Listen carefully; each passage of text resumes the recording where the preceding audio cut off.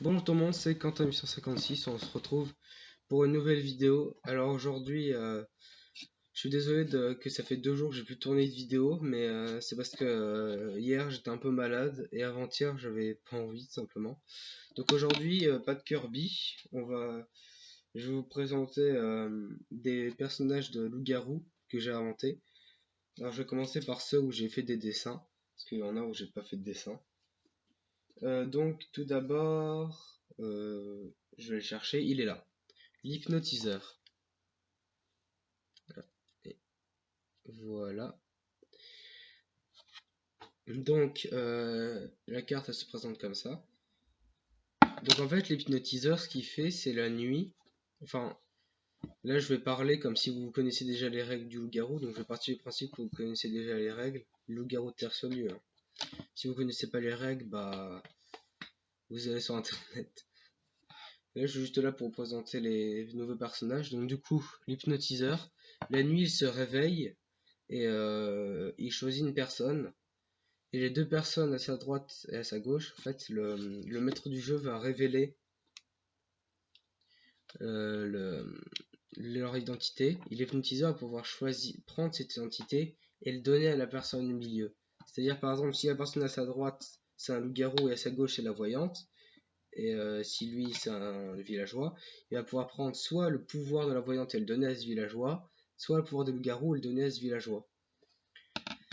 Et c'est-à-dire qu'en fait, du coup, si par exemple il donne le pouvoir de la voyante, il y aura deux voyantes ensuite.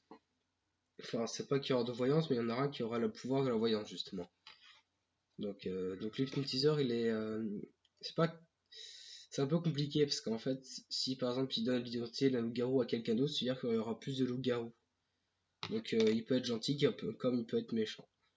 Ensuite, je vais le chercher.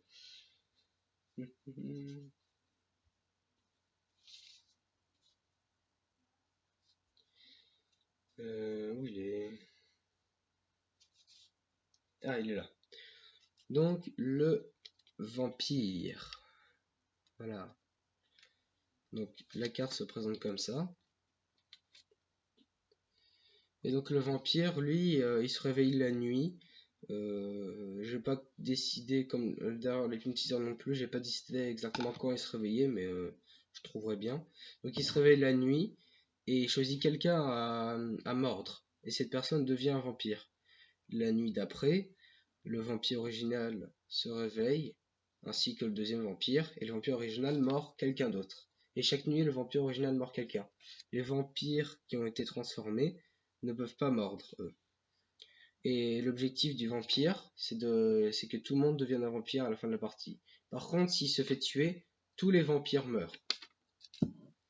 Ensuite, le fardeau. Alors lui, il est gentil. Ça se présente comme ça, sa carte. Et lui, en fait, la nuit, il peut... Alors d'abord, je vais déjà expliquer ce qui se passe. Un truc important avant d'expliquer s'il fait la nuit. S'il meurt par le vote des villageois, seulement par le vote des villageois, tout le monde meurt et personne ne gagne. Et sinon, la nuit, il peut donner son fardeau à quelqu'un d'autre. Et c'est cette personne-là qu'il ne faudra pas tuer par le vote des villageois. Ensuite, le coup fatal. Donc lui, il a pas de, je n'ai pas fait de design encore. En fait, ce qu'il fait, c'est une fois dans la partie, quand il se réveille la nuit, il peut utiliser son pouvoir qui est de tuer une personne et la personne à sa droite et à sa gauche. Donc comme ça, il a plus de chances de tuer un loup-garou. Donc c'est 3 personnes d'un coup qui est tué. Ensuite, le mouton. Alors le mouton, qu'est-ce qu'il fait? Alors le mouton, en fait, la nuit, il choisit quelqu'un à suivre. Et le jour, cette personne à suivre. Si par exemple le jour, il choisit une personne, et ben le mouton choisira la même personne que lui.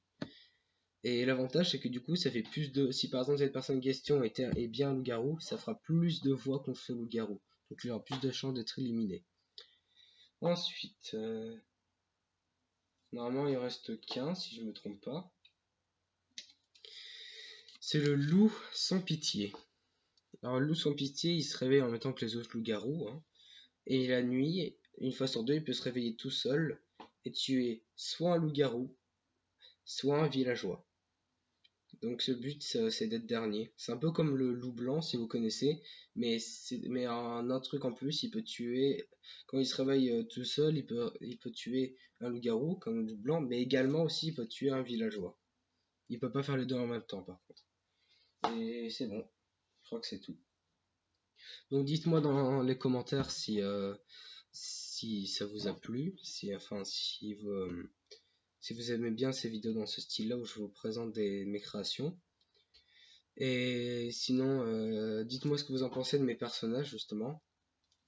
Ah, et également, mettez dans les commentaires lequel vous préférez entre le loup sans pitié, le mouton, le coup fatal, le fardeau, le vampire, et enfin l'hypnotiseur. Voilà. Dites-moi lequel vous préférez parmi ces 6 nouveaux personnages. Et sur ce, pensez à vous abonner, à mettre un commentaire voilà, pour tout ce que je vous ai dit, liker la vidéo. Et sur ce, salut! Ah, et aussi, avant de partir, c'est pas sûr à 100% qu'il y ait une vidéo demain, vu que je pars dans le sud, donc on va changer de décor du coup. Ne vous inquiétez pas, le Let's Play sur Kirby va quand même continuer, je vais emmener ma mini NES, et aussi les vidéos vont quand même continuer, les autres et tout. Voilà, salut! Au revoir!